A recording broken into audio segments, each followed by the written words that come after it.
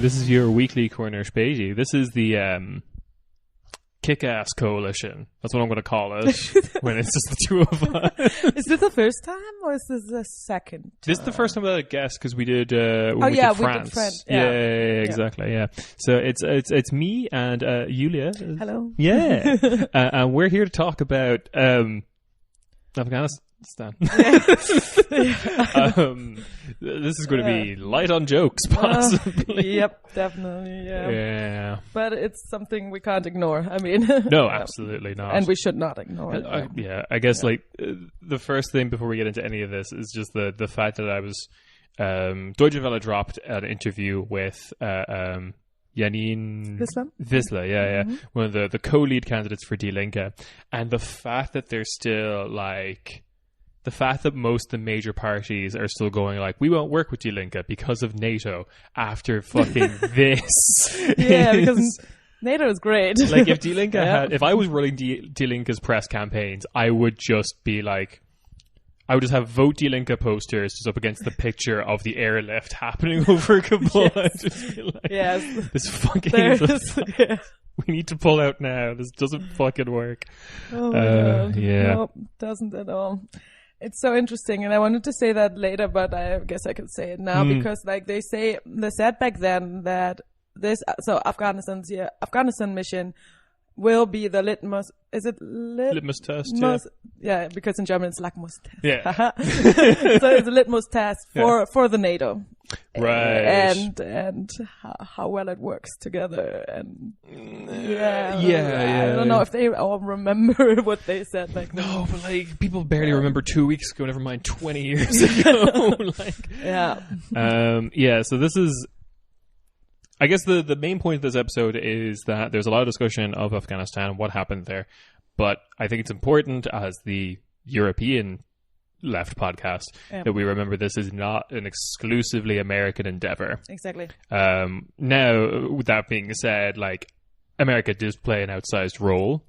You should be angry at the Americans. Mm-hmm. Absolutely. Mm-hmm. And a lot of this was also done through NATO, which... By doing research for this episode, I did lots of research into like how NATO works again, and it's always just like, this is just America telling us what to do. Because like, one of the things that always strikes me is that like NATO command is one rotating general from like one of the countries, and then like a permanent American guy. There's always this permanent American guy. There's always an American like in charge, and like I'm reading NATO Secret Armies at the moment as well, and it's just like, oh wow, in the like up until like the 90s, the military intelligence of Italy, the director of the military intelligence, who was assigned by like Parliament or whatever, had to have like CIA approval. Wow. He wanted to be the head of military intelligence for Italy. Yeah. Wow. So there's no influence. No one, like the average person in Poland in like the 60s was not walking around all the time thinking, man, we are a puppet of the USSR. That's not how this works.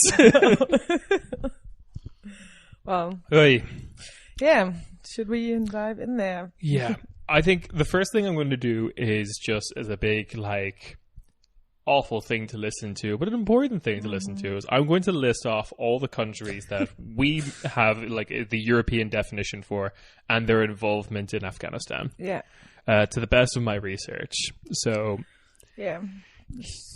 Here fucking goes. Show you the extent of like this mission. Like, this is me also leaving out the fact that there was also a huge like Canadian, Australian, Malaysia, Singapore, Mongolia.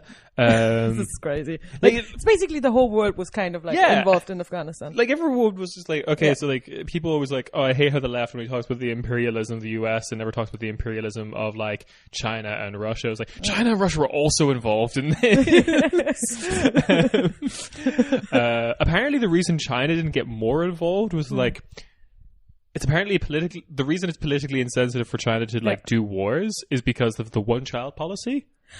Huh? Yeah, because like you're only allowed to have one son. We're not sending them off to die. No, they're not too many. Yeah, we can't do that. People will get pissed.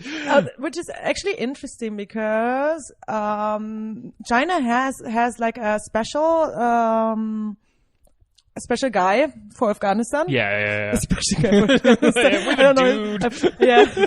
I forgot the title. This is a special dude for Afghanistan. And they immediately after the takeover of the Taliban, they met with Iran, with the foreign minister of Iran in Tehran to talk, I guess. Yeah, to talk. So that's interesting because, the thing that's like not getting enough attention in like particularly American press, I don't know if it's the same for Germany or whatever, but like all neighboring countries have normalized relations with the Taliban since they took over. Like China, Iran, Russia, they're all in there. Pakistan, yeah. I mean, Pakistan were hosting the time. Pakistan is just doing like fucking a lap around the world, being like, we told you so. I mean, Doha was the center of the political office of the Taliban, like during the whole 20 years, I guess. Yeah. Basically. They're just going around the world being like, we got rid of them. Yeah, they gave them a plane and just shipped them over there in an official nice with I don't know, with security forces and shit like that. Love the world we Pakistan, great country. Right. So the list of countries involved and the troops they committed. In alphabetical order of NATO forces first, because this is separated a bit. The NATO presence in Afghanistan for the most of its history, up until from 2002 to 2014, was called ISAF, International Security Assistance Force. These are the people supposedly trying to nation build. Yeah, exactly. Stabilization, nation building, that is what they were supposed to do. Which is definitely one of the fuck-ups. Civilian security, I guess, something like that. The idea being that we're here to put in the work so when we leave, the Taliban won't take over in 2 weeks. Wow. Yeah, that worked. Yeah. So, Albania sent 2,399 soldiers, mostly under Turkish and Italian command. Mm-hmm. Belgium provided security to the airport and jets and support personnel to the Dutch operation there, and also 507 troops. Bulgaria provided 767 troops on the ground. Croatia provided 450 troops to train US-backed government. All parties in Croatia supported increasing deployment. The Czech Republic provided a total of 4,000 soldiers and donated several helicopters to the Afghan National Army, which is probably the Taliban's now. Yep. They were also in charge of, there's a thing called PRTs, Provisional Reconstruction. I can't remember exactly what that, we'll get to it later. But these are the offices, basically, the regional offices for doing this reconstruction. Oh, right. Yeah. The Czechs were in control of one called Logar. Denmark contributed 750 troops under German and Lithuanian command. German and Lithuanian. Oh yeah, the Lithuanians were well in there. Yeah. Interesting. Their air force was also a major player. They had control of PRT, Lashkar Gah. Speaking of Lashkar Gah, Estonia sent 400 troops, and they also had control of PRT, Lashkar Gah. France provided 4,000 troops, as much as the Czech Republic, which is wild when you think about that. Yes. Plenty of equipment, including refueling aircraft and fighter jets. Germany sent 5,350 troops and ran commands in the north of the country with PRT Badakhshan and PRT Kunduz. I think Kunduz gets most of the media attention. Yeah. Greece provided naval support and about 150 troops. Hungary sent 3,000 troops. 3,000? Hungary. Was that thing that the neoconservatives said back in 2000 when all this started? They called Eastern Europe New Europe because they were just this is the Europe that will support our insane endeavors. Oh yeah, great. Yeah. Unlike cocked Western Europe or whatever. Western Europe. Who also sent troops, but just not enough, I guess. Yeah, Hungary, mostly based in Kabul airport, ran reconstruction in the regional capital of Pul-i-Kumri via the PRT Baglan. Iceland sent about, I think it was 30 troops in total. Mm-hmm. They actually pulled out early. They pulled out in 2019. Oh, wow. Which, I mean, it's still instead of a 20-year war, it was an 18-year war. Well, look at you, Iceland. Yeah, good job. Yeah. Italy ran command in the west of the country. Italian parliament ruled that the army was not to engage with the Taliban in other regions. They did anyway. Of course. Italy contributed about 4,200 troops, numerous helicopters and jets. Latvia only provided logistical support. Latvia. Yeah, apparently. They're busy doing NATO stuff on the Russian border. They don't have anyone else. But it's always just like, I think whenever I look this stuff up, is it like, if they didn't support this war, they're just like, there's a fuck ton of them in Iraq or something. Oh, of course. Yeah. Lithuania led the PRT in, forgive me here, Chagcharin. They also provided about 268 troops. This is fascinating. Yeah. That Lithuania was like so... a big player, yeah. And they had control of the Danes, apparently. Or like half the Danes. That's crazy. Yeah. Wow. How did the Danish like that? Being cocked by Lithuania. They turned it around. Some sort of weird, like, generation identity Danish person be like, it's not meant to be like this. It's supposed to be the other way around. Yeah. We're Scandinavia. We take over the Baltics. Let's see. Montenegro provided about 45 personnel to the German command, including officers. I forgot Luxembourg. How could you forget? Oh, sorry. I forgot Luxembourg. The military might of Luxembourg, I guess. Sorry, yeah. Luxembourg provided 11 soldiers, which, yeah, sure, that's kind of to be expected, I guess, of Luxembourg. But the wild thing that freaked me out when I just, moments before recording, provided an aircraft, sure, yeah, and a military satellite, which... I did not think they would have such space hardware. I don't know why they have that.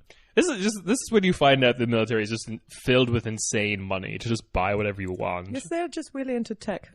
Yeah. There's some like guy, Luxembourgish politician in like the Cold War, just building satellite after satellite. They'll never have the capability to launch themselves, and he's just like looking over, being like, "Yes, this is how we win. My time to shine." Okay, Montenegro provided 45 personnel, said that, yeah. Netherlands mostly contributed Air Force initially, but also about 2,000 troops. They pulled out in 2020, handing over operations to the US, Australia, and the Hungarians. They had control of PRT Uruzgan, okay, and a small contingent of largely trainers. Like it stayed until 2021 and pulled out with the rest of them. But I think it was like 20 guys. Norway contributed their air force, explosive specialists, about 500 troops, and ran reconstruction for the town of Faryab. They controlled the PRT there. Poland ran command in the Gazny PRT and the Paktika PRT, but with the Americans, they had co-command. But also with Paktika, they had co-command with South Korea as well. Task Force White Eagle is what their operation was called there. Doesn't sound right. No, that's not a great name. No.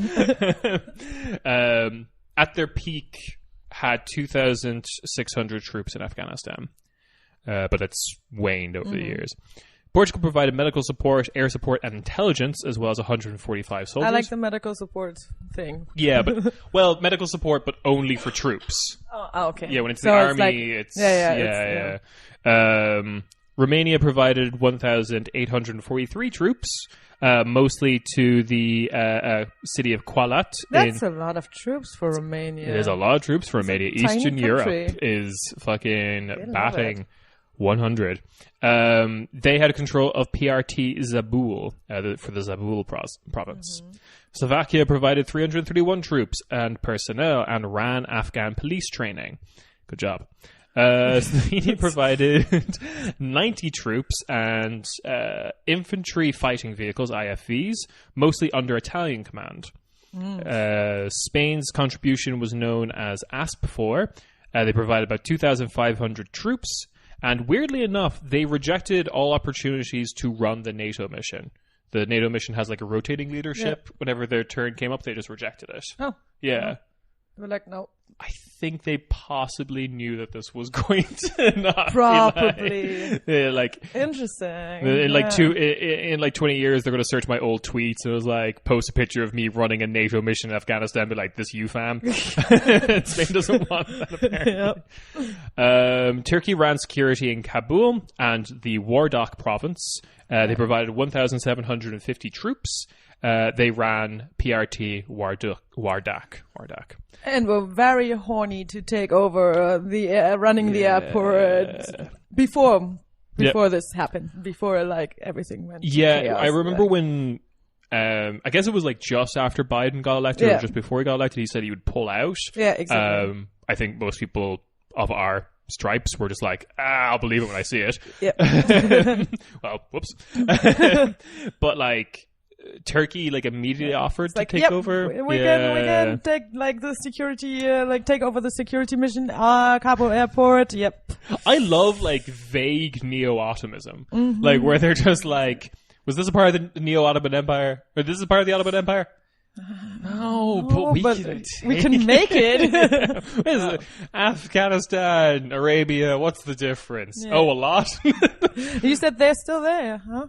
Yeah, they're Turkey, still. Yeah, Turkey they haven't pulled there. out. Azerbaijan as well, huh? Yeah, yeah. Proxy Turkey. Proxy. I wouldn't be surprised if the Azerbaijan troops are under the command of Turkey. Yeah. The UK provided jets, helicopters, and its peak provided 10,000 personnel. Yeah, that's the UK. That's the UK for you. Always in brotherhood. Yeah. With the big brother in the US. Another part of ISAF was the EAPC, the Euro-Atlantic Partnership Council. This was this allowed non-NATO members to participate in what was a NATO mission. How nice. I know. Yeah. We will get to some of that actually. So this leads us to Armenia, supplied 260 troops, largely under German command. Austria, a neutral country, supplied 175 troops. Azerbaijan sent 184 troops. Bosnia and Herzegovina sent 92 troops. Finland sent troops, couldn't find a count for how many they did, and also operated in the Mazar-e Sharif PRT with a country I'll mention later. Georgia, this is a big one. Georgia was the largest non-NATO contributor because they want to be in NATO, and supplied 11,000 troops in total. Yes. Oh, Georgia. The Georgian government is still very reluctant to release the numbers of casualties that aren't deaths. Oh. Like people who've been permanently injured. And there's been a lot, as far as I know, from like reporting on the ground Georgia. of veterans coming back with like... So they did that as a gift, basically, as kind of like a bribe. Hey, we want to be in we can NATO. Do this. So we can do the imperialism. Let us into NATO. Ireland sent 7 troops for 6 months. 7 troops for 6 months. For 6 months. I like that. We just dipped in, was like, nope. Not a good idea. Yeah. Mostly medical and bomb disposal staff. Other big thing that I think most Irish listeners would know about, or anyone who's listened to me rant about Irish politics, they provided, the Irish government allowed American planes to refuel in Shannon Airport. Okay. Which again, we are a neutral country. Yeah. But still, everyone gives something. Yeah, exactly. I think the only difference between Ireland and like the rest is most other European neutral countries are modeled after Switzerland, which is like you have to have a massive fucking army to like defend your neutrality. Yeah. But then eventually you're just like, well, what are we going to fucking use this army for? Let's go to Afghanistan. Nobody's attacking us. So, Ireland doesn't do that. We don't have like a massive army in the same way. So 7 troops for 6 months. All right. Macedonia provided 244 troops, largely under Turkish command. Switzerland, a neutral country, provided 31 soldiers from 2003 to 2008, working with the German troops in Kunduz PRT. Sweden, a neutral country, led the PRT, Provisional Reconstruction Team. That's what it is. Yeah, that's what it stands for. In Mazar-e Sharif with the Finns, and contributed 900 troops and helicopters, APC, armored personnel carriers, tanks, and light armored vehicles. The Swedish presence was really, really big, strangely so. Ukraine contributed mostly military doctors to the Lithuanian-led PRT.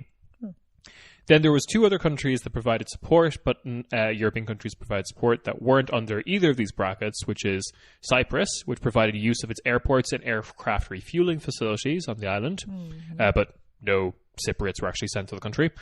Not through national means anyway. And Russia provided intel, support, and passage through its territory, which is actually kind of wild to think about, that Russia allowed NATO troops to drive through their land. Yeah, that is very interesting. Yeah, so for anyone who bitches about no one complaining about NATO imperial, or like no one complaining about Russian imperialism versus like American imperialism, that's fucking why the Russians just let the troops in. Yeah. Yeah. Wow. Yeah. Wow. Yeah. So most of that was the ISAF, as I said. Even the European Atlantic Partnership Council is like under ISAF, basically. They're like under the command of it. Yep. This was then replaced in 2014 with a thing called the Resolute Support Mission, or RS. As far as I can tell, mostly for like PR reasons. To say that like, oh, the ISAF has completed its mission. We're done. No. Everything is stabilized. We can see the light at the end of the tunnel. Yes. In 2014. Jesus Christ. Yeah. Yeah. A Resolute Support Mission basically did the exact same shit. Yeah. They kind of changed the mission briefing a little bit, but really it was doing the same stuff. Most of the same countries were involved, along with 27,000 military contractors. They wound down troop commitments at this point as well. And as I said earlier, in 2021, most of these countries that I listed pulled out pretty much the same time as the US. Yeah. With the exceptions of Iceland, which pulled out in 2019, Croatia, which pulled out in 2020, the Netherlands, which mostly pulled out, I think, by like 2010. Oh, wow. Yeah. But there was like still a team left, and like they left all their equipment and stuff. And there is also a couple of countries that are still present. The UK, Turkey, Azerbaijan, and Greece. Why Greece, though? That pulled out. I mean, Turkey and Azerbaijan, I get. They're kind of like, okay, maybe we're going to stay. They have another project going on there for sure. Yeah. The UK is pissed, as we've learned over the last couple of days that this happened. I think the Greek troops that are left are under British command or possibly Turkish command. Yeah. Because you think the Greek I think troops they do. Under Turkish command? Yeah, I don't think that works out. They say there's animosity or whatever. The but British like, would make sense. I mean, it's a former British Empire thing. It's weird. Like that's what happens. Like Slovenia working with Italy, and I know it's. But then again, like if like Macedonia is willing to work with Turkey, I can't imagine why Greece isn't. I don't know. I'm kind of curious about that. But kind of like when I think about it, I just think of like classes in like you're in physical education or something, and then you have to build teams, and then like they always play together or something like that. Yeah. I don't know. Yeah. I mean, they're both in NATO, but also it's worth pointing out that the reason I think that is because the population of Greek troops that are still in Afghanistan at the moment, even though the US pulled out, is like 11. 11. So they're obviously that's not a battalion. Yeah. So that's true. The last little thing I want to say with all of this is European involvement before we start focusing on German involvement, because as you probably heard from there, Germany was one of the big players. Germany and Georgia. So I don't know that much about Georgia's mission. We need to look into that because definitely in order of troop commitment, it's US, Germany. I think, US, Germany, UK. then Georgia, and then UK. Then UK. Yeah, Georgia committed more than the UK. Wow. I mean, I think the UK was more valuable because they have like better tech. Yeah, but probably. Anyway, the big game changer with Afghanistan, I think how Afghanistan should be remembered in terms of military history, is that it's basically the first almost entirely privatized war. Yeah. That's great. Yeah, there's a lot of people talking about the involvement of like SEAL teams and stuff like that, and like but like private military contractors are big. For example, most private military contractors in the world are like American based or effectively American. Like they'll run out of like the Seychelles or something, but like all the staff will be American. But two that. One we know is involved, and one is very likely to be involved because all this is very shadowy. One called STEP with 2 T's. I've forgotten what that stands for. That's based in Gibraltar and is largely former British military and, drumroll please, former South African military after the end of apartheid. Oh, that's not good. No, it's not good. No, good. I mean, not that any of this is ever good. But no, but like there's a whole class of private military contractors that are formed in like 1993 of just like pissed off white South Africans. Oh my god! No. And most of them are deployed not in the Middle East, but in sub-Saharan Africa. Shit. Yeah, because they just want to kill black people. Like let's not beat around the bush here. Yeah, Step is mostly famous for that. Like I think they did like a lot of stuff around the uprising in Nigeria. Stuff like that. Yeah. But they have reportedly said that they're in Afghanistan. They have an office in Afghanistan. So they're likely involved. Yeah. In 2011, a UK private military contractor called Aegis was awarded. Sound like a Greek. Yeah, well, they love that, don't they? Yeah. Was awarded a $497 million contract by the U.S. Department of State for assuming security forces operation in the U.S. Embassy in Kabul, Afghanistan. Aegis is notorious for taking part, although the records of this are in Iraq, in trophy videos. Oh no. Videos to prove your worth by killing innocent civilians. Oh, that's disgusting. Yep. Also, a lot of what happened in Afghanistan in terms of the use of private military contracts is served as a model for a lot of Russian private military contractors to go into Syria. Slavonic Corps and the Wagner Group were both largely inspired by the American private military contractors in Afghanistan in their operations in Syria. And last little thing before we go into Germany, but also related, and because we'll talk about this nonstop about NATO and whatnot, this was the first NATO mission outside of Europe, outside of the territory that NATO supposedly served to like defend. Because for anyone who wasn't around in the 60s or 50s like I was, I guess, the whole point of NATO was to like operate within the territory of or the proximity of its member states. Yes. Like it's an anti-communism thing. Yeah. But like the Warsaw Pact. yeah. And this is the first time NATO has not been like operating in or on the border of one of its member countries. Oh. Yeah. Yeah. So that's a great first. That's yeah. As I said, they called it the litmus test. Test for NATO. Yeah. Yeah, they did. I think when they said that, they did not expect 20 years of it. Yeah. Maybe. Yeah. Maybe not. But it basically like was a large time, like amount of time, like of NATO existing. Yeah. It's. And as you said, like the first time it was deployed in like outside of its Europe or like the North Atlantic. This is not the North Atlantic. Well, that worked well. Yeah. Yeah. So like I want to focus a bit on the German involvement, because Germany was big time in Afghanistan. Second most troop commitment. And it's always important to mention that Germany is supposed to not have any combat missions in different countries, like in foreign countries, because Germany, World War II, like for 10 years after World War II, there was this like idea where we were going to like have a demilitarized Germany. Yeah, should they have an army? I don't know. And then the Cold War came, and then they were like, this could be a fucking war against communism. So let's fucking. Did I ever tell you the story of in the early days of like the EU, which was like, coal and steel back then, or European Community, they did think about making an EU like army, basically, this big thing that everyone debates about now. Yeah. And the reason it didn't happen is because the French president at the time, who was Mitterrand? No, that was later. Yeah, it was one before the post World War II one. Fuck, what's his name? De Gaulle, yeah.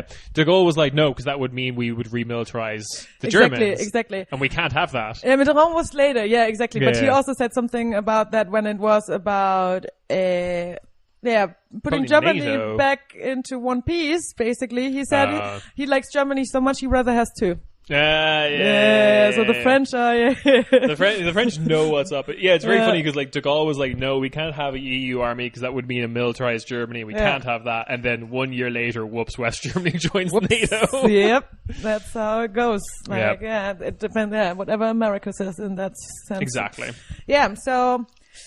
Yeah, Germany tried to really act as if they're not involved in any kind of like combat on ground, and they officially weren't, because there was always this like differentiation of like ISAF and OEF. OEF was the ongoing the Operation for Enduring Freedom, which that's a fucking Bush era ass exactly. name.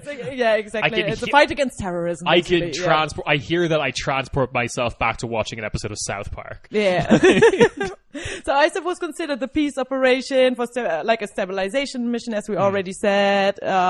Which is why the German government always said that they are very separated from each other, the ISAF and the OEF, and that also remains unchanged, and it never changed in any way. And the paramilitaries on the ground respected that difference.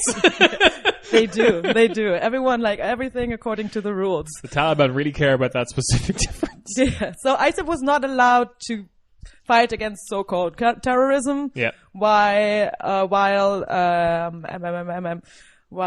they were allowed to fight against insurgents. That changed at some point. Like later, like they were allowed to fight against insurgents. Yeah.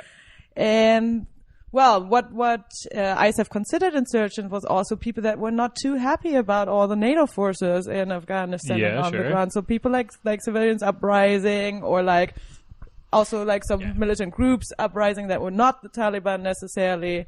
Yeah. But I mean, basically, you could also call the Taliban like everyone's Taliban. Like a lot of the stuff. Like I remember reading a story about like the SEAL Team 6 basically destroying a convoy of cars. Then turns out to be like a wedding party, but then they justify it because they had guns. Because everyone in Afghanistan has guns because. There are a lot of guns there. You have to, like, to hopefully have a wedding. But, like, it's they'll always just call whoever they want. Yeah. Taliban, or terrorists. Yeah, so everyone, like, everything was an insurgent, basically. Yeah. Especially, like, when they started to extend the missions into the south. Yep. Like Kandahar and everything like that. Wait, that is south, right? Yeah. So, south, and the east. Yeah. The Germans had control of the north. Yeah, exactly. And there was, I think, early on in this mission, this kind of like idealized pipe dream version of, but that's it. Yeah, it's like we only Kabul and everything. Yeah, we only get a little Afghanistan as a treat. We don't get the whole. We don't want the whole cake. We just want to sit at the table. No, of course not. Like that. Yeah. So it turned out that of course Germans were involved in combat missions. Mm-hmm. If it wasn't Germans, then it was at least German weapons, because Germans love to do that. Yep. We know that happens everywhere. That happens in Turkey against like Kurdistan. Yeah. Happened in Syria, happens everywhere, because Germans love to sell weapons. Yeah. Just fucking love it. Whenever anyone says great German engineering, that's what they're talking about. That means German tornadoes being used in airstrikes in Afghanistan. Yes. So, this is just basically, about German, like Germany right now tries to emphasize, or tries to kind of like get out of the trouble, get out of the spotlight, and tries also to say like, all right, guys, like there was like there was some successes. We were a bit successful, it wasn't like all für die Katz, how Germans would say, like it wasn't all shitty. And also, like, I think a lot of this is also being driven by it's an election year. Yes, exactly. Yeah. That is why actually they didn't want to talk about taking out local staff. Oh. Probably because they did not want to have what Germans call migrant debate. Yeah. So they did not want to talk about it. And as Janine Wissler, I think, stated, in the Deutsche Welle interview, is that only the Greens and the Left Party in June voted for for the evacuation of local staff from Afghanistan. Local staff meaning like they are native Afghans who are working for the Germans. Is that what local staff means there? Yeah, exactly. So maybe, we talk first about like what Germany did in Afghanistan in sense of neoliberal nation building. Because, it all started back then when neoliberalism was still considered a great idea. Just imagine the Slovaks coming in to train like Afghan police. All right, so you need to fight terrorist organizations with your police force. Your budget is $20. Go. Ooh. This works. Yeah, that's great. Due to austerity, you have one gun between the five of you. It's like Slovakia saying, "Yeah, we did it too." Like, come on, like we went through this. Now you got to go through it. We had a radical Islamist militancy in the 90s. It's the same. It's basically the Russians. Oh, seriously. So, yeah. Can you guarantee our country won't be split in two, the Slovaks?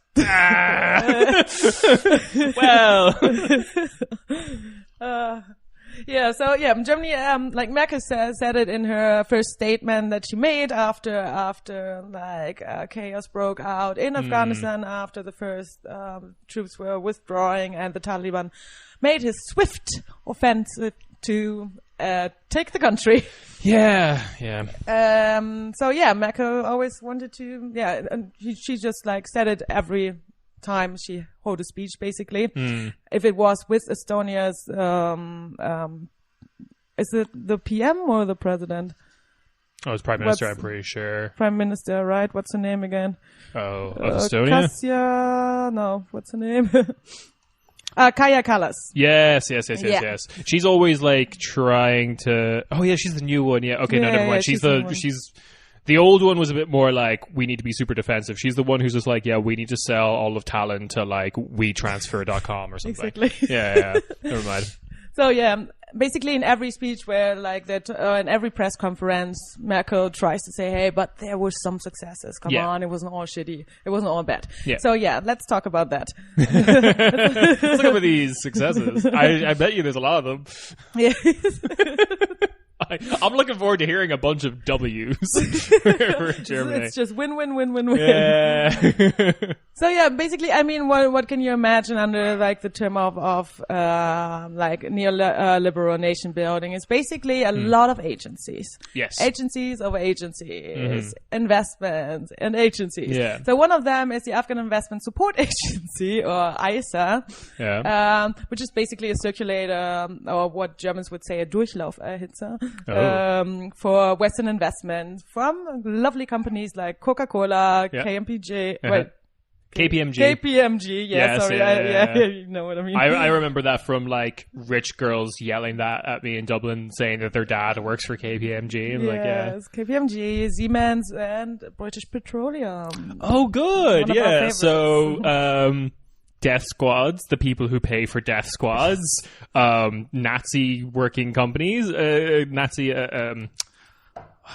facilitators. Yes. That's what I would call Siemens. And then an oil company. Yeah, an oil company. I mean, did we mention that Afghanistan has great amounts of resources and is also very important? Why does this always keep happening? Yeah, right. How come every country we go to, like, supposedly help their women or whatever, always seems to be resource? Why is that? Why is that always?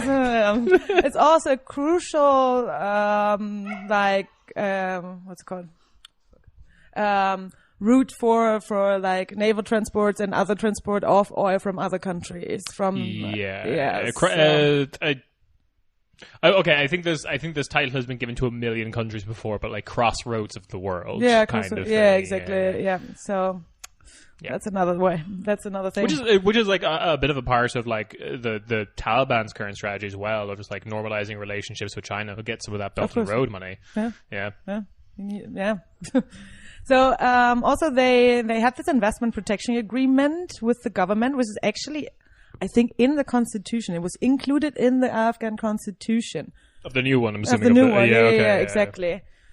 Yeah, not of the old one. Of this ancient document just has this provision. Germany was like, okay, let's add this amendment. No, in the new one, yeah. Yep. And that meant for foreign companies, tariff reductions, 100% foreign company headquarters, so you don't have to put your staff at risk in Afghanistan. So making all these announcements with the Estonian Prime Minister is like a dog whistle, right? Like, really low taxes. Exactly. That's the success I'm talking about. Exactly. Extensive protection against expropriation. So if like Afghan would just like decide to they want to have their own companies. And let's say hypothetically there's some sort of like revolutionary militant group takes over all of this. Hypothetically. Oh, God damn it. Yes. So, tax exemption for the first 8 years for foreign companies and 100% transfer of profits abroad. So you don't have to keep your money in the country. Oh, that's great. You just make it in the country. You don't even have your headquarters in the country, and then you transfer the money abroad. Oh, for fuck's sake. Defendants always of all of this still say, oh, but look at the GDP. Yo, it was 2008 or something. Come on. Yeah, like, look at this fucking... Look at this increasing GDP. The only country to survive the 2008 financial crisis is Afghanistan. Tricking some weird, like, if this happened now, tricking some weird Reddit nerds to go start, like, a Bitcoin factory, mining facility in Afghanistan. Yes. Jesus fucking Christ. 100% profits just transferred out of the country. Yeah. Yeah. Jesus. So, you know how the GDP never reached the people living in Afghanistan. Yeah. So the Afghans that have, Like the people who are like, we're going to nation build, and my model for this nation is... this empty, scrunched up juice box that I have. It's been drained of everything valuable and turned into literal garbage. Yes. But that's the nation you're going to have. Beautiful. Anyway, it looks good for us. Yeah. So anyway, back to the trading. Here's that one gun between the four of you. We fired that fifth guy for budget cutbacks reasons. Oh my God. Yeah, I mean, what did we expect? It's basically like everyone who knows about like any kind of like nation building project. Yeah. Knows that this is. I mean, the thing I've come away from this is that my new like semi-correct but also kind of troll position is America hasn't won a war since the Spanish-American War. Like I'm just like, fuck it, you guys. Yes. Yeah, because like you didn't take Berlin in World War II. You only nuked Japan because that the was USSR the the USSR had like started a war with Japan. That's why you nuked them. Yeah. Which is what every Japanese historian says about the whole thing. Mm-hmm. And like it's just pathetic. And like the idea that they can nation build when like I think the only nation building successes they have is like putting dictators in. I mean, yeah, I guess, but like I think the thing they have in their heads is probably like post-war Italy, Japan, and Germany. Oh yeah. Yeah, that's like the only time that's a success in their eyes. Never mind that like the fact that Italy was crawling with CIA. Well, I guess you have to be a fascist asshole country first to then get a lot of money and like some sovereignty from the US too. You're absolutely right. Even like very shortly after that, in like the 50s and 60s, it is just like we put the guy with a big stick in charge. Like even with like Greece, Honduras, whatever. Like, and again, like to glorify those three, like the three Axis countries, like post World War II, is to like erase a lot of history. Like fucking like. Public dancing was illegal in Japan for like ages. Wow. It was the town from Footloose. There's great documentaries about like how Japanese techno music. It was also like they're all like, why is all this Japanese techno music from like the 60s, 70s, and 80s like have basically no bass in it? And it was because, like, clubs were illegal. So you wouldn't be able to hear the music from outside the club because there was no bass. Oh, shit. Yeah. Wow. Town from Footloose. Yeah, definitely. I never heard. Well, it's fucking wild. This changes. But that's your nation building. That's your success. But, like, they made Nintendo, so who can tell if it's good or bad? Like, who can weigh these options against each other? Let's go back to looking at the GDP figure. Fuck, I can't believe it was GDP. Fucking hell. My god. Yep. So yeah, as we all know, all of this nation building, of course, you would not do that with people on the ground or people living there or local staff or something like that. You need like something like private-public like partnerships. Yeah. You need privatized, like any kind of privatized contractor or something. Yeah. So what do? Public procurement, of course, reconstruction and public procurement practices. Yeah. So, and how does it look? So if we think about like Eastern Europe or something like that, we know that probably won't be the Afghan companies being involved in any way in this. Yeah. Because reconstruction is often so-called child aid. So the donors, the people that give the money, or the countries that give the money, link financial support to contractually agreed conditions that imported workers, so labor imported, and goods, so everything else, basically the material and the machines and everything, must be used mostly from the respective donor country. Right. So basically Coca-Cola was there with like a bunch of like, probably being provided, like Coca-Cola sets up shop, all their profits leave to headquarters in Georgia. Their company in Afghanistan is then completely 100% staffed by one type of Georgian, and then security is provided by the other type of Georgian. Yes. Exactly. Cool. Yeah, that's how it works. And we've definitely involved the Afghans in this nation building. Yep, totally. You can work for a street vendor that can look at the Coca-Cola factory. Oh my god. Yeah, this is how it works. I mean, this is how it always works, unfortunately. And how we know, like, from other big, like, for example, like sporting events or something. Let's see, how it was like during the championships in Russia. A lot of the times you put a lot of money into very shitty products, like you saw the stadium or something like that fell apart. Yes. I don't know where exactly it was, but yeah, so you have a lot of money invested in a very shitty project. Yeah. And this happened as well a lot in Afghanistan. Of course, yeah. So like while Afghan companies would have been able to build a higher quality, have a higher quality outcome of this project, and maybe not put the money in a lot of unnecessary shit. Yeah, but like even like weird, like low key like national corruption would have been better than this, because like even then the Afghans would have been trying to like, enrich their families. Oh yeah, who are also all Afghan at least. Yeah, that would have been cool. That would have at least kept some money in the country, and presumably would want to build stadiums that didn't fall apart because they kind of like the idea of living in a Kabul that doesn't fall apart or whatever. Yeah, exactly. Yeah.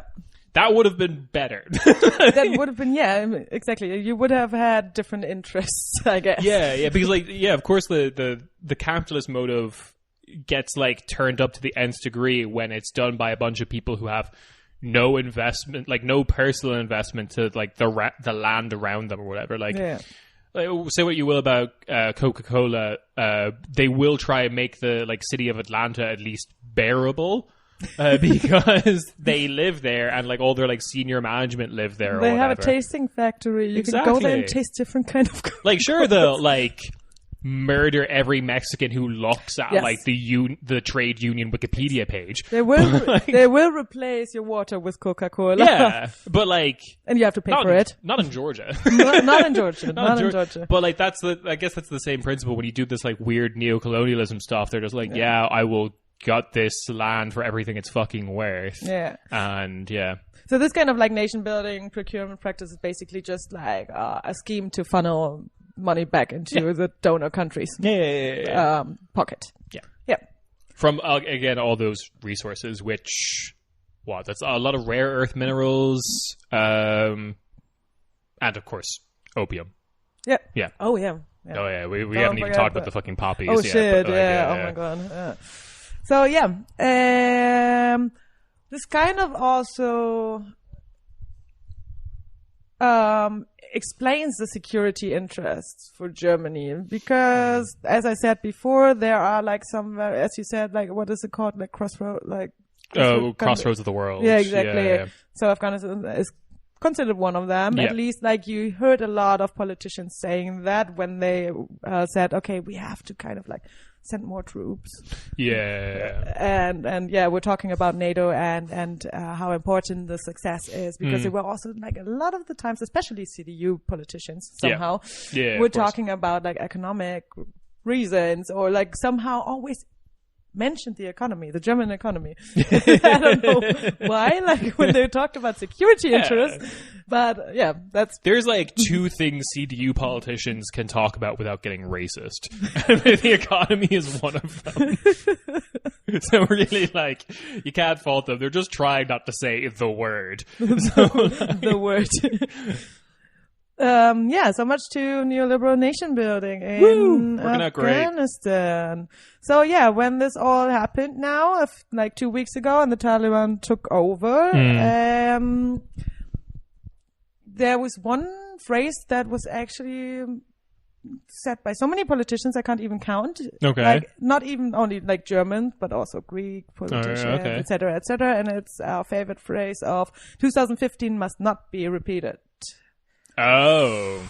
Yeah. Oh, that's your first thought. Cool. Yeah, exactly. Cool, so instead of fucking like, oh, let's get as many people out of there as we can.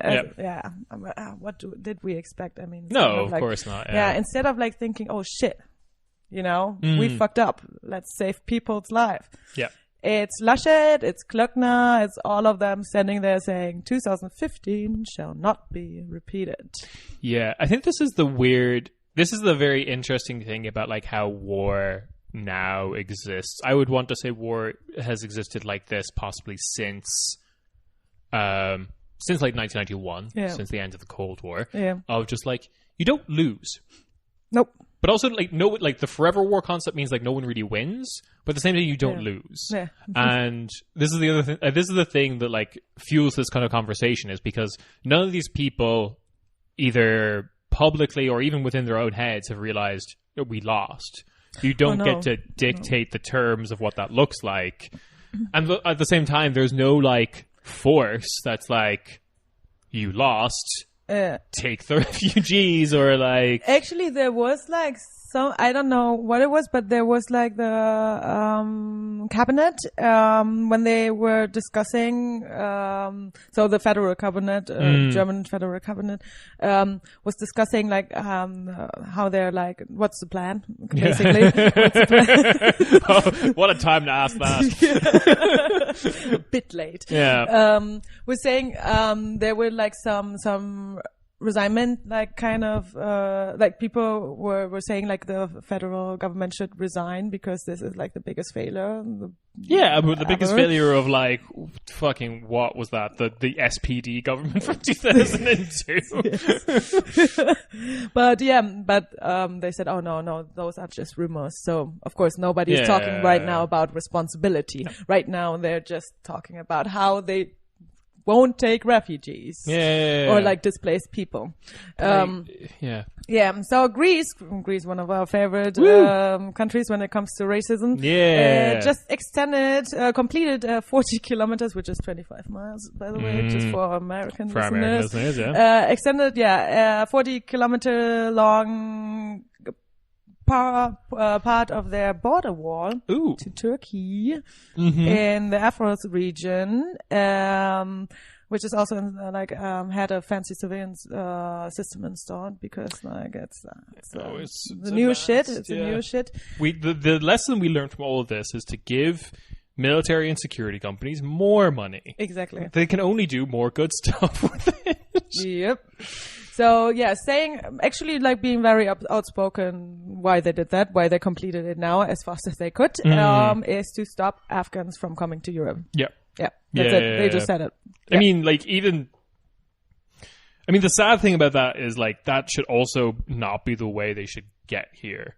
That's the other reality. Like the other implied Turkey reality and everything like that. That means they're going to be traveling here overland rather than like there should be like airlifts from. Yeah, exactly. There should be a airlift. Like, I actually don't know. Like the Central Asian states of like Kazakhstan and stuff like that have like had their borders closed for eons. Mm-hmm. I don't even know where you could like walk to from Afghanistan that would actually like possibly let you in. Pakistan. Through Pakistan. Maybe? Yeah, they'd probably have to go to Pakistan first and then travel from there. Yeah, but that's why everyone who's like a human being is demanding airlifts from Kabul airport, which is also fucking such an idiot decision to leave like one airport open. That was a decision they made. That was a decision. They said evacuations only from this airport. Yeah. And then before they did that, they just drew a big like Looney Tunes style target on the side of it for the Taliban. I mean, I joke, but realistically, from what I've seen from this like new version of the Taliban that wants to be like taken seriously and like be on the world stage, they're probably not going to do anything drastic. Like, I mean, there's some chaos and stuff. They might attack, like some rogue agent might attack, but like the thing they want now is for these countries to recognize them as the legit government and then start doing trade. So like, they've been doing some PR stunts. Oh, absolutely, yeah. And like, it's people can say, oh, like, how can we do this? Like, look at how they like treat like women, homosexuals, and ethnic minorities and stuff. It's like, bitch, look at Saudi Arabia. Oh, they had so many fucking like we already have like, I mean, the real reason like people in the West are complaining is like, a really conservative theocracy state. We've got like 6 of those already. Come on, like we don't need another one. Oh my god. But I lost my train of thought. No, sorry. The refugee situation. I think there's just one thing that I want to talk about because we're talking about refugees here. Is that a letter dated the 5th of August from the interior ministers of Austria, Belgium, Denmark, Germany, Greece, and the Netherlands. So cast your minds back to how much they contributed to all this. Urged the EU's executive, so the Commission, USHI. They urged USHI to intensify talks with the Afghan government to ensure that forced return of failed asylum seekers would continue. Wow. Yeah. Wow. So while Germany has paused deportations, only 4 days before the Taliban took power of Kabul, like took over the capital city. The amount of like, in general with the Afghanistan war, the amount of this that was just like various world powers, media outlets and stuff, just like, to use the phrase that Judge Judy said, pissing on my back and telling me it's raining. Yes. It was like all lies. Like the whole thing was all lies. Like the reason lots of like foreign policy analysts saw this coming from ages away is because there was like a report in, I want to say 2014, 2016, possibly 2018, one of the 20 even number. And it was then that basically that like the Afghan forces that all these countries have been training were just like completely ill-equipped and couldn't handle running a state by themselves. I mean, generals like were reporting that to Biden, or like they were like, he was asked before all of this happened, and then he said, "No, there's no way this country is going to collapse." Yeah. Do you remember that famous press conference and shit like that? And yeah. No, this is wild though. Like the letter. Yeah, absolutely. Like, and that's your great collection of ridiculous countries like Austria, Germany, and Netherlands are the ones that are just like, no, we shouldn't. Like, this is just like Greece. Yeah, Greece is like Greece is on that like fuck every ethnicity. I mean, it's Mitsotakis government. Fortress Europa shit. Democracy, So Austria, Germany, and Netherlands are just doing the like help no one ever. I mean, they're doing what they're always doing. Yeah, but they usually just do it with money rather than like. That's true. It's depressing. It's super depressing. Yeah, it's so interesting how like. Because they really thought, and I don't know which press conference it was, but it doesn't matter. Like, they really thought that the Taliban would stop before they go to like Kabul. Because they would not want any bloodshed in the, like, with foreign troops or something like that in Kabul. Yeah. They really thought they would not go there. No, they thought well, they're just like, okay, we're just gonna stand here. The estimate was always like constantly being readjusted of just like what they initially said. Oh, it would take them 2 years to retake. Then it was a year. Then it was by the end of this year. Then it was 3 months. And hey, press, it was 2 weeks. Which again, I think is something that is not being talked about enough in the Western press. No military can take a country in 2 weeks. Without like some level of complicity from the locals. Yeah. A lot of the locals, while initially probably opposed to the Taliban, probably just went like, this is better than what we had before. Like it's an indictment of like what those 20 years in Afghanistan were like. Yeah. That like the Taliban were able to take it so easily. Because I think the West will kind of like, first of all, they're going to try to destroy Biden for this. Everyone's trying to destroy Biden for this because he's done something that like pisses off everyone in American politics, regardless of how liberal they supposedly are. And then at the same time, they're also going to try to attack him as if this was like a tactical failure. It's going to be like it's a repeat of like how the CIA treated JFK when he told them to pull out of Bay of Pigs. Yeah, it's just like, oh, if you just given us more time, would have done it. No, you fucking would have. No. Yeah, Biden has made those statements that like, if this is the state of things after 20 years, I don't see what doing another 20 years would do. Oh hell no, exactly. Yeah. But yeah, what Germany you're right. But what they like also did is stopping like completely like any kind of like funding immediately, aid, like Germany as well. Yeah, only like humanitarian aid is still. Yeah, I don't know how actually, because they're like, I don't know how many NGOs are still like NGOs or kind of like any kind of. I mean, the banks are closed. You can't even get any money. And then there's also going to be questions about like, you can also talk about like what kind of nature that aid would be. Yeah, exactly. Like, I mean, there's a lot of fucking shitty NGOs. Yeah, of course. Yeah, it's all like nation building. Nation building. We can buy a mountain for, and in exchange, you can rent a bike for a disproportionate amount. That is why it's so important, like, to have basically like get the money to Afghan organizations on the ground, and not get it to anyone who's like. Yeah. And I think the argument that, again, Janine Wissler was making is, again, she didn't say it in so many words, but I'll say it now. You lost. You don't get to dictate the nature of, like, the Afghanistan government going forward. Yeah. It sucks, but at least it's fucking actually Afghan now. And, like, just fucking trade with them and hope that they like sort out their own shit eventually, just like we all got the opportunity to sort out our own shit. As someone from Ireland, I find it very like annoying that people are like, no, you can't have like a nation state formed by like brutal religious conservatives. And I'm just like, fuck you. That's exactly what we did.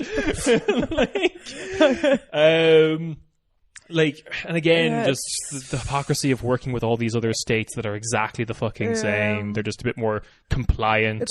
It's a super, because I hear like many voices from the diaspora saying like, oh shit, but this is like, they are starting to work with the Taliban now and they're falling for the PR stunts and shit like that. Yeah. But like, it's kind of obvious that they will do that because they already do that with other countries. Like they already, like, I mean, Merkel immediately called Pakistan's Prime Minister Khan, for example, saying, and the Qatar Emir Al-Thani, no? I think so, yes. Because Merkel, instead of like saying 2015 shall not be repeated, because like she kind of like was criticized for 2015 by her own party, but unfortunately and Laschet doesn't have the, I'm going to say charisma of Merkel, which I guess, sure. Yeah. No, he's just like, oh, I hate refugees. I don't, exactly.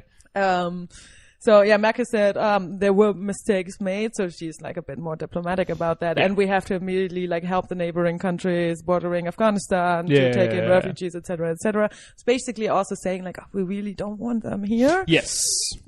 But she's not going to like go as far as like maybe Yeah, I think Greece will be like, just keep them all there. Oh, yeah, they said that, like, all of them. Like, they have this, like, Greeks, like, they have, like, a civil protection minister or something. I don't know. I think he's new. High Ministerium or something. Yeah. Well, yeah, but like Merkel and Germany, I think, will do the like whole. We will try and incentivize neighboring countries to take them, like we did with Turkey, like we tried to do several times with Libya. Oh yeah, they were great with Turkey. Like, we will forget what the neighboring countries are doing. Before anyone like thinks I'm like on the side of the Taliban or whatever the fuck, I am not. But like everything I say about like trying to normalize relationships with Afghanistan, try to like let them run their own affairs kind of thing, does come with the heavy heaping of we should accept everyone who wants to leave Afghanistan. So this is important. So you're right with the thing, like, it would not do anything if you leave the troops there, and that should also not be the thing. But also we should like the NATO states and everyone who was fucking involved, and we have a big list. The big fucking laundry list. Yes. Yeah. If you're an Afghan, you should get to live in Singapore. What's that like? Go there. Mongolia. Fuck it. Yeah. Luxembourg. Yeah, Luxembourg. They have a booming military satellite industry. I heard Lithuania loves to take. Are you like the 3 Christian Afghans? Lithuania would take in. Yeah, but that is the thing. Exactly. When that is like our demand. And that that is also like the Afghan people's demand is like, fucking take us in. Yeah. You were here for 20 years. Yeah. And you fucked this up. There will be... So everyone who wants to leave should be able to leave. Yeah. And there will be Afghans who are happy to stay. There are Afghans who like know how to deal with the Taliban or Taliban government, like, and don't want to leave their homeland, which is totally sympathetic position and whatnot. But like, I trust every Afghan to make that decision for themselves, and if the decision is I need to be somewhere else, I think that needs to be fucking honored. I'm gonna say I mean, okay, Irish troops were there for 7 months, whatever. But I'm gonna say we here, we fucking lost.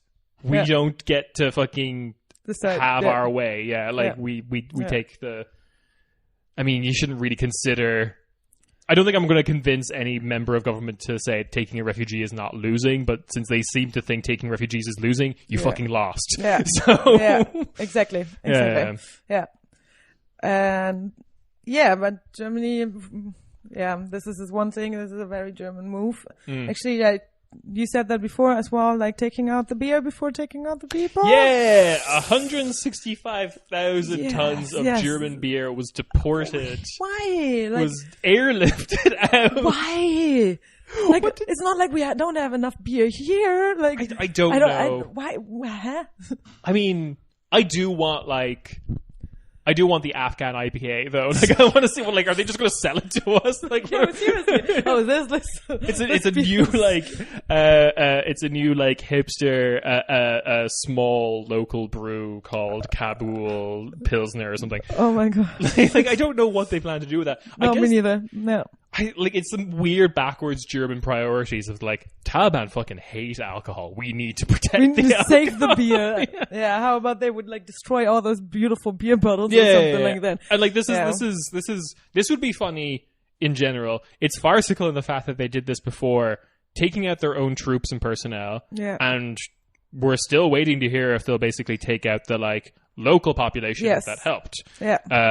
Who are possibly targets of the Taliban now. Yeah, because the thing is, they have these tricky contracts with a lot of like Afghan people. Oh, the contracts. Yeah, they were all they none of them reached prophesize. Yeah, some of it's gonna be. It says like, these are only like binding in German and according to the German law and stuff like that, and so a lot of the times, you would have people that were like in the contract, like indirectly employed, without knowing that. Like, you had families trying to prove like that they were employed by the German government and by the army and shit like that, and then had them tell them, but did you read the contract? It says something else. It says like you were indirectly employed or something like that. I don't know. So they would only take the people that were directly employed by the army and by the German forces and by German NGOs and shit like that, and not the people that had this like weird ass contract. Yeah, like, oh, fucking Christ. Okay. Yeah, they're debating it right now, because Yeah. like right now, because everyone is saying like, are you seeing what the fuck you did there? Because like you could have Yeah. evacuated way before. First of all, you could have evacuated way before. So that even like people with German passports right now can't reach this like military. There's a part of the Kabul airport which is a military. Control of the military. Yeah, exactly. yeah. And they have to get there. But of course the Taliban has checkpoints as well. Yeah. Get there. Like, first of all, to get there. And of course the fucking like soldiers at the airport are fucking assholes.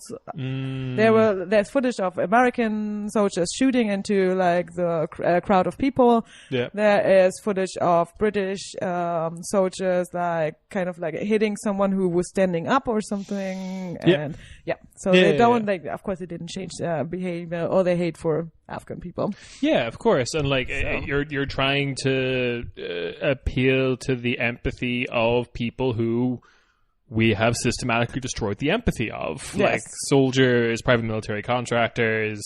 Yeah. Yeah, you're not even dealing with like shitty just like German customer service over the phone. It's like German customer service but they have a gun. Yeah. So yeah, fucking great. Yeah.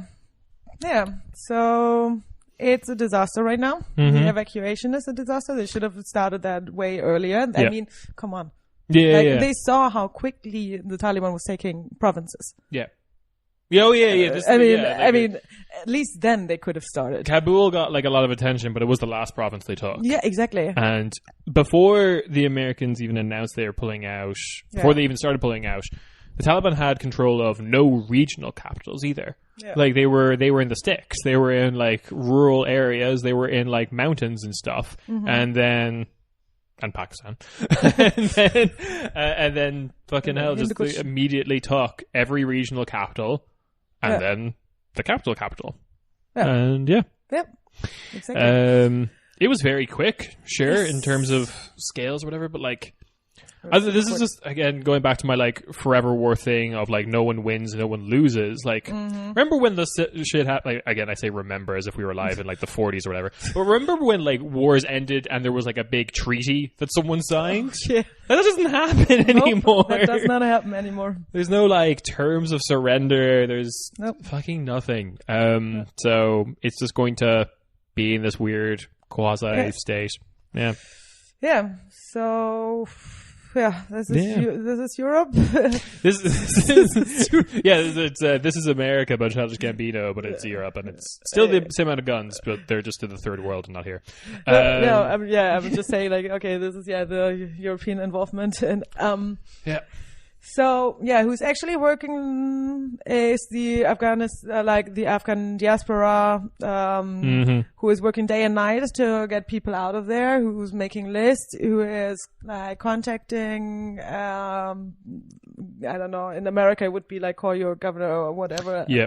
They do. Here there are lists, for example, like email lists where you could put like families on there. Yeah. And like, so it's the diaspora, they're everywhere, like rallying. For example, there was just a recent protest in front of houses of parliament for the British to change their like refugee policy and this whole thing. So we also want to put some. Yeah, there'll be links in the descriptions of things you can help out. It might be a bit more Germany focused, but hopefully there's something going on in your country as well. I know the British Parliament has recently said they'll take 10,000 people, but I'll believe it when I fucking see it. Yeah. Kind of thing, because they're not usually want to do that. Nope. Yeah, and in general, like, just if some sort of charity doesn't exist or you can't find it, just call your representative or politician. Spend the first, as soon as they open the call, say, we need to accept all Afghan refugees who want to come. Yeah. And then the next line you should say after that is just call them a loser for the rest of it. Berate them because they did lose. Yes. They lost and they are losers, and it's great to lose. Personally, because now I think this was said on Chapo, now we can actually focus on problems that actually are affecting us rather than these like made up problems of like we need to be in Afghanistan for no fucking reason. Yeah. Yeah. And Yeah. Go bully your local politician to accept Afghan refugees. That's the main call to action. Exactly. And also there's charities in the description. Join the protest. There are actually, like, we're going to put something in there that has, like, all the future, like, set up, like, rallies in different cities in Europe. Oh, good. Like, there's this, like, Instagram account and shit, good. So, and everyone you can contact if you want to, for example, like, help out. Mm-hmm. Good. So, yep. Okay. So, but then also just bully your local politician for fun. Yes, definitely. Yeah. But yeah, there's always for that. There's good charities. Some already existing like refugee and asylum seeker charities have like realized that this is a big moment for them. And with that, thank you, Yulia, for being a part of the Kick-Ass Coalition. Yeah. Thank you, Kieran. As always, yeah. Same reason. The Kick-Ass Coalition was like a subsidiary of the European Atlantic Partnership Coalition. We committed 10,000 troops. That's awesome. I need to look into what Georgia was fucking doing. Jesus Christ. Like, seriously. They'll never be in NATO. They just won't. Like, for Georgia, do you want a nuclear exchange between Russia? That's how you get a nuclear exchange between Russia. Like, if you let Georgia into NATO, we're just going to war with Russia at that point. Yeah. But anyway, that's your weekly corner, Späti. Yes. I've been Kieran. There's Yulia. Hello. Bye. I'm yeah. I don't know. End the podcast. See you on Friday for the bonus. Bye. Bye.